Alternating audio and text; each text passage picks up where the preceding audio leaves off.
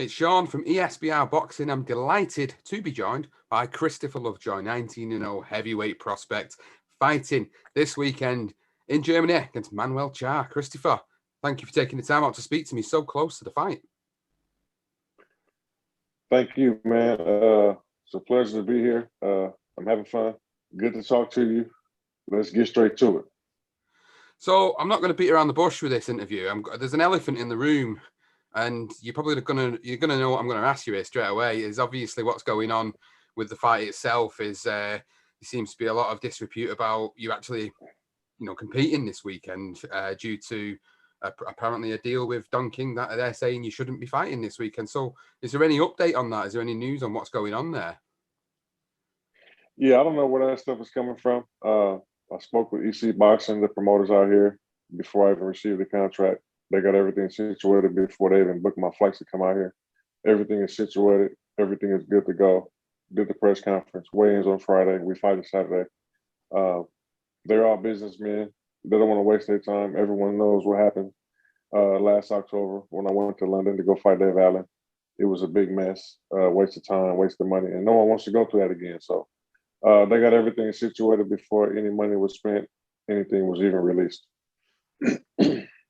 So that's good to know. That's encouraging to know that obviously all this work that you put in for this fight isn't going to go to waste this time around. And obviously this is, for you, biggest fight of your career today. Manuel Charr has been inactive for the past couple of years. Obviously we've had COVID the past 12 months, which has hampered a lot of boxing careers. But, he's been out of the ring for quite a while. So, what type of Manuel Charr are you going to be expecting on Saturday night?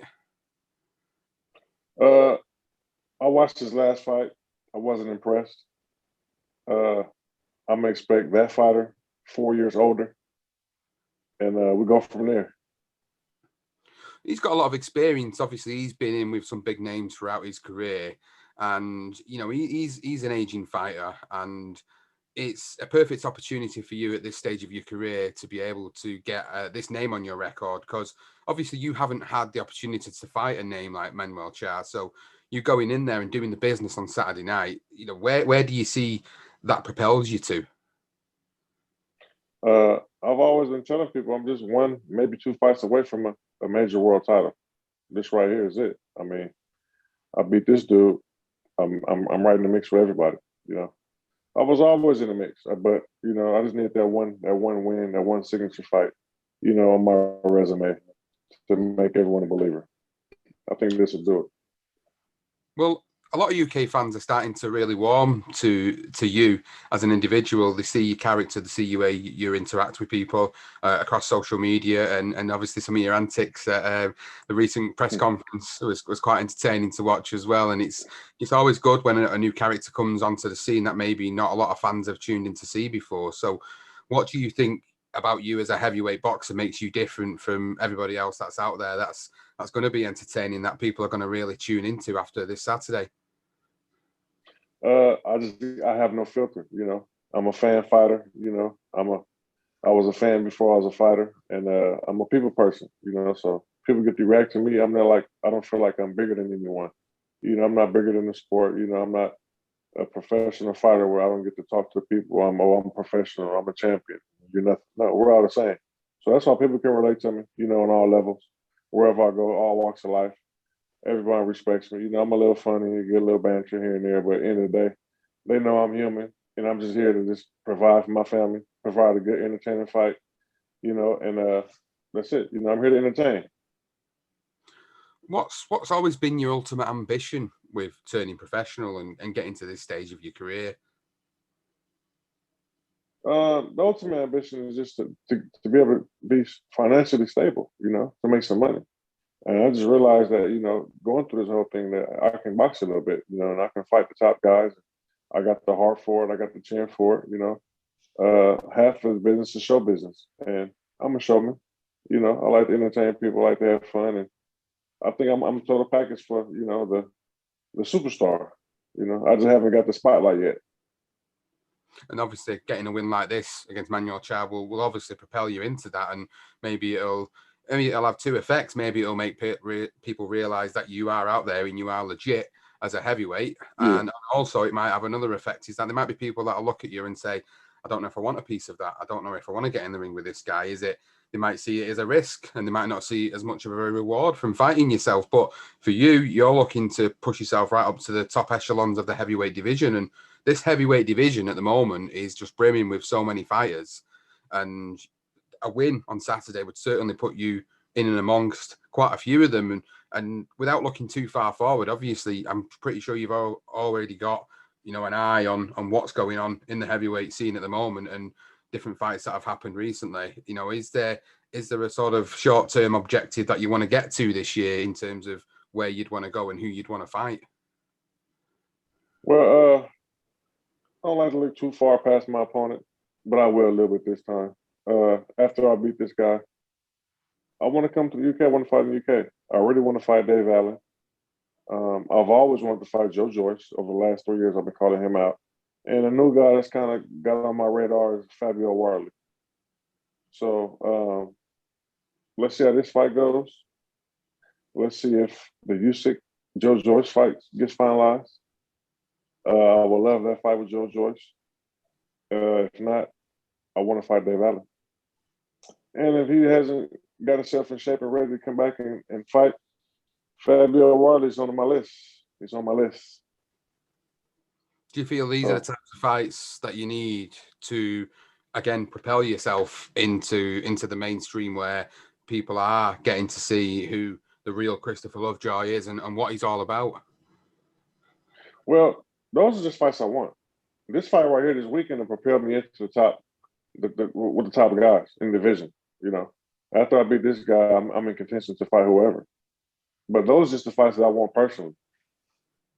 I don't. If I win this fight, I don't really need those fights. I just want those fights.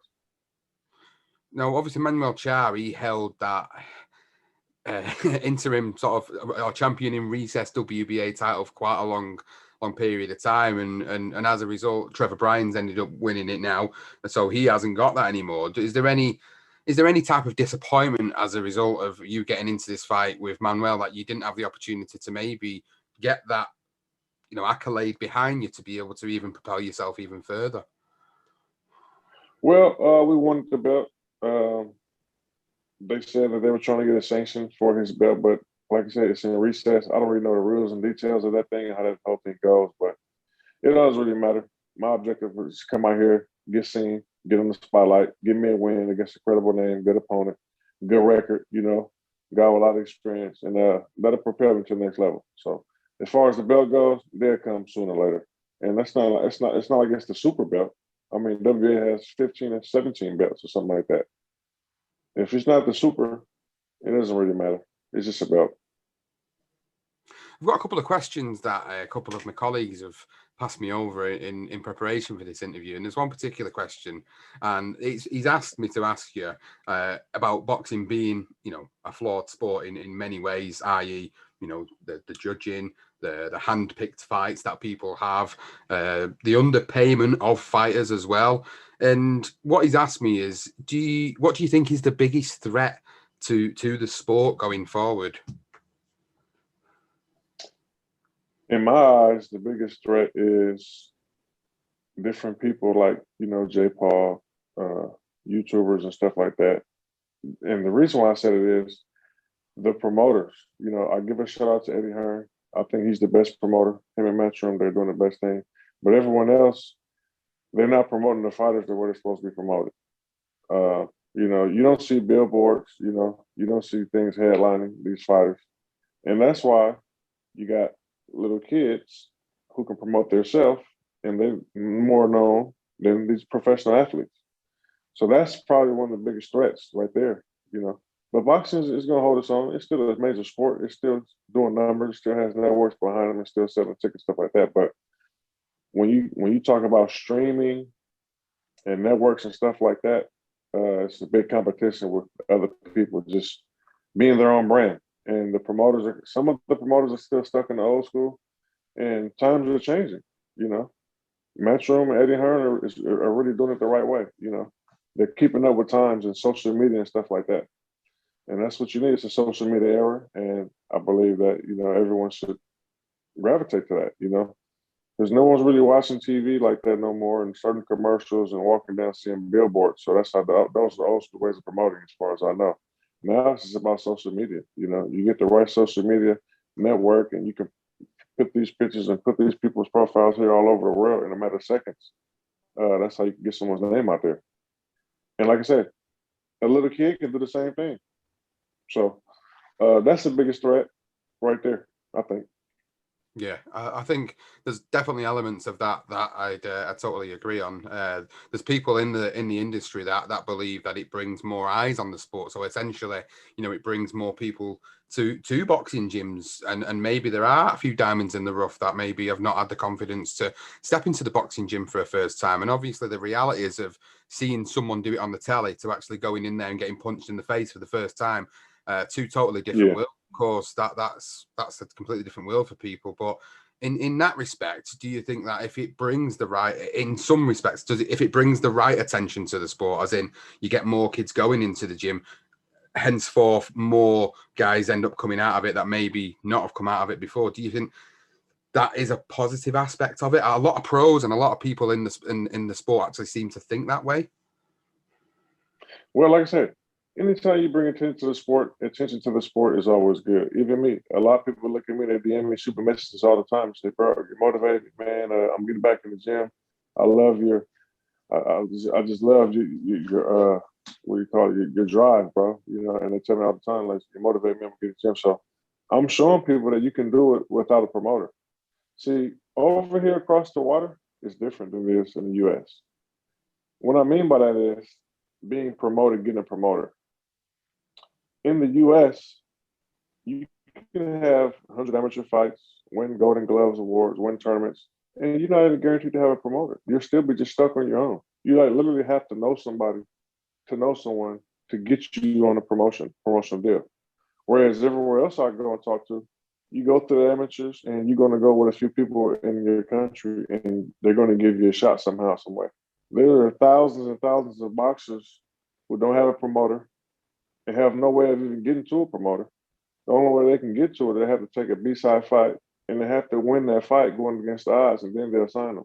It's like really, really hard to really get on, and it's crazy. So, but like I said, a lot of people use me as motivation. They say, man, you're doing it, bro. No amateur fights, man. How did you do it? How did you get to this point? And I just keep grinding, man, And I use my social media platform to reach out to certain people. And another thing, too, I'm the fighter where I want to just fight. Like, I don't want to make millions of dollars and have hundreds of millions and do all this other press. I want to just fight. And if I end up getting the money, so be it. A lot of these guys don't want to fight. So a lot of people might say, oh, you guys can't get fights, so it's hard to get fights. It's not really hard to get fights. I'm getting a fight. People don't want these type of fights. People want to be baby. They want to be moved a certain way. Even heavyweights, a lot of guys. And I see it. And they wonder why they're not fighting. And these promoters, they're not trying to baby these guys. They're not trying to move them old school and have them fight, easy fights and build them up. Because everyone else is taking over. They're getting all the streams. They're getting all the attention because they're putting on good fights.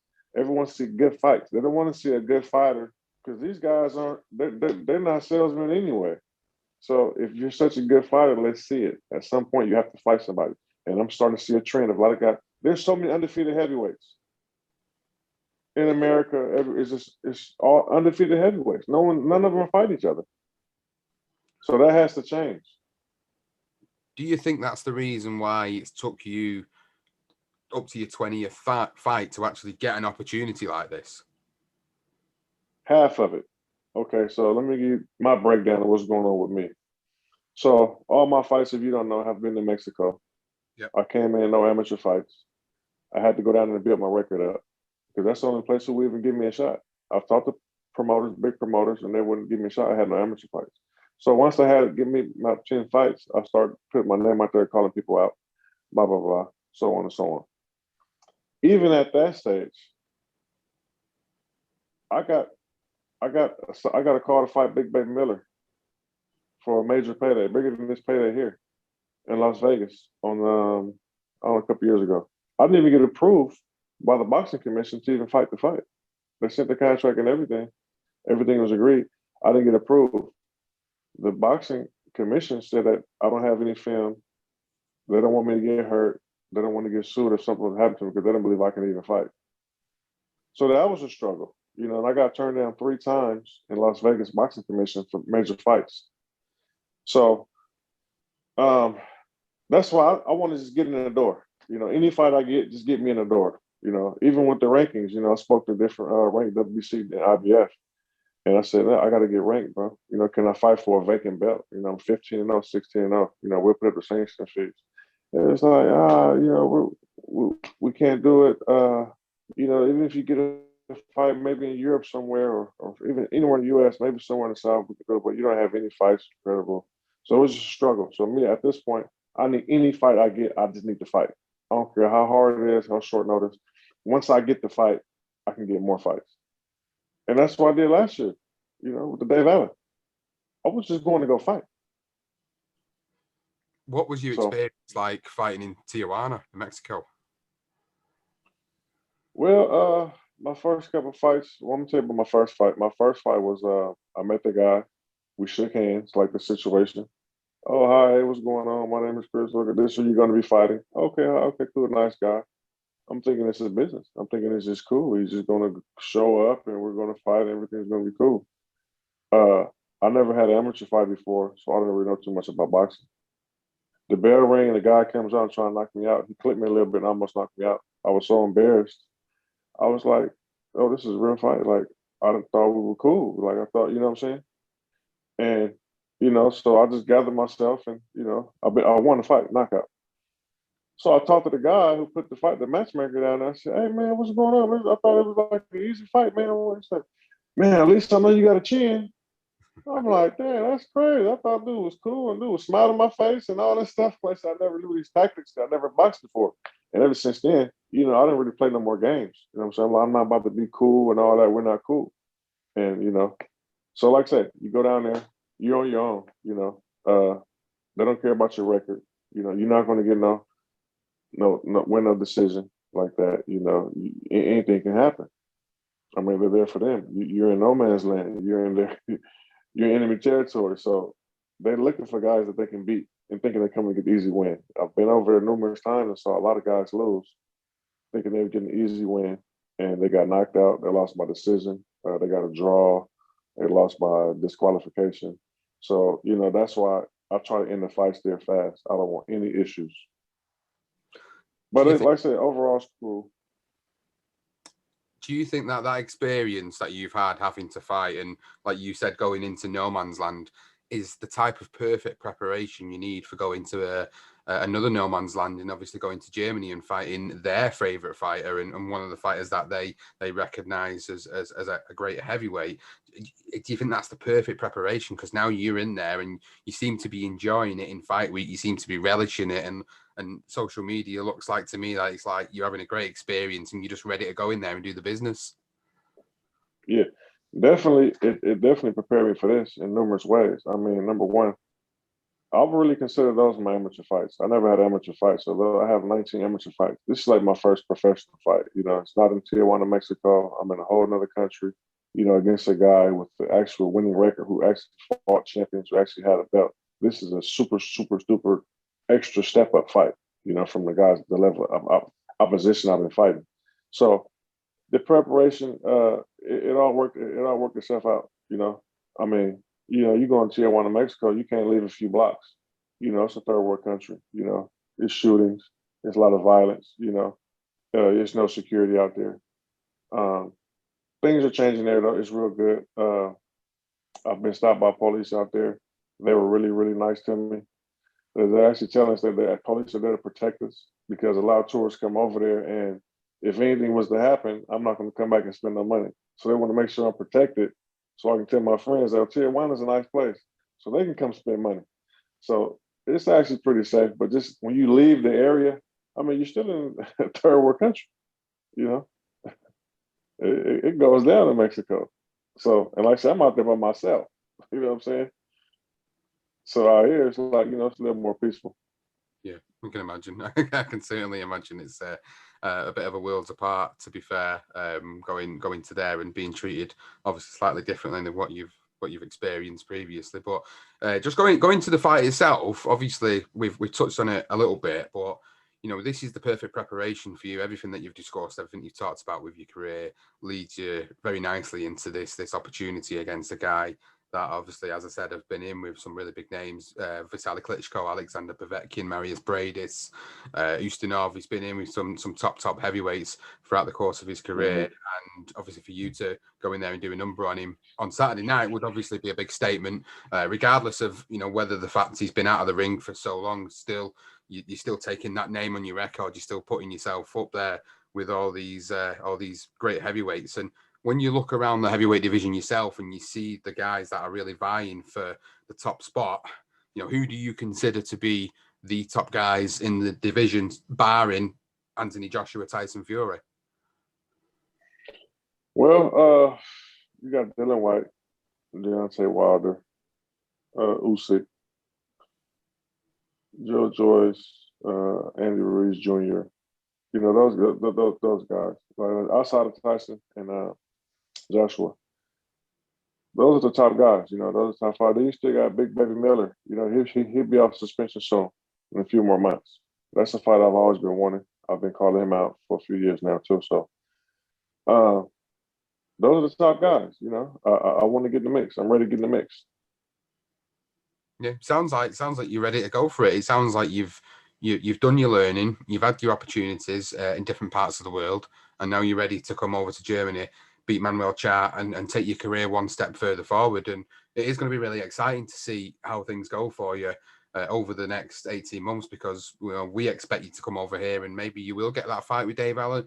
He said he's coming out of retirement. He obviously retired, and then he's now saying he's coming out of retirement and he wants to fight again. So, you know, bringing yourself over to another part of the world is going to be another way of actually getting yourself out there, and more, you know, UK fight fans sort of endearing to you as a character, as well as what you are in the professional boxing ring. So it is going to be good to see how things go. But of course, you've got to get past Manuel Charr on Saturday. And from your perspective and the way you've trained for this fight, how do you see that happening? This weekend? Oh, I mean, I'm not gonna overlook him. You know, he's a professional. You know, a lot of experience, but you know, I don't think he can stand my power. You know, I've watched his fights. I just don't think he can stand it. You know, I'm looking to get him out early. You know, I'm gonna touch him up a little bit, and I just don't think he can stand the power. You know, I'm just too much for him. Exciting, is it? I mean, I don't think nobody can stand my power. You know, so we'll see. Do you think genuinely, Christopher, like, you know, again, I don't want to ask you to look too forward, but like, you're talking about your power, you're talking about the fact that you don't think many people could stand the power, you know, with maybe the lack of experience you've had, or no experience you had as an amateur. Do you think that might put a bit of a hindrance on how far your career will go in the heavyweight division? Or do you think solely having that power and having that equalizer will take you to where you need to go? I don't think my amateur experience has anything to do with it. Number one, I'm a professional now, and amateurs don't really mean anything. It helps with people mentally to know that they've been through it. But at the end of the day, what are you doing as a professional? You know, not everyone who won 400 amateur fights or 25 and 34 they know as a professional. It's a big difference. It's amateur, and you know, we're dealing with professionals now. And like I said, as far as the heavyweight division go, you know, it's about heart and chin. You know, heart and chin determination. And I got all that stuff. One punch could change the whole fight. You know, we've seen that in the past, and I just want the opportunity to show everybody. Well, looking forward to it. You know, we're really looking forward to it. We're looking forward to seeing how you get on and where that leads for you going forward. And I want to thank you for speaking to me so late on before you fight. Of course, you're in fight week now. You're in the zone, and I wish you nothing but the best of luck for Saturday night. Thank you, man. We'll tap in after.